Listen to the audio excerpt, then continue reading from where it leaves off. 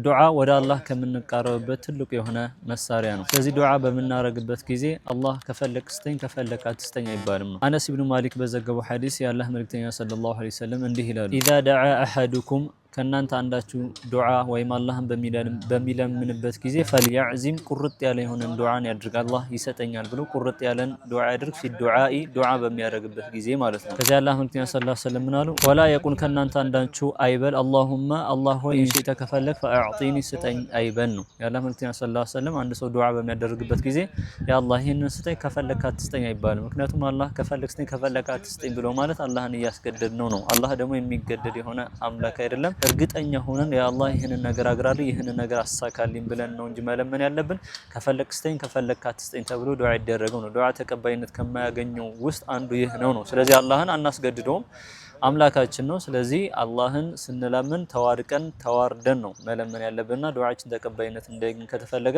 ይህንን ሐዲስ እንተግብረው። አላህ ያሰብናቸውን ኸይር ስራዎች ሁሉ አላህ ያሳካልን። ኮሜንት ላይ አሚን እያላችሁ ይህንን ቪዲዮ ሼር፣ ኮፒ ሊንክ እያደረጋችሁ አሰራጩት። ወሰላሙ አለይኩም ወራህመቱላህ።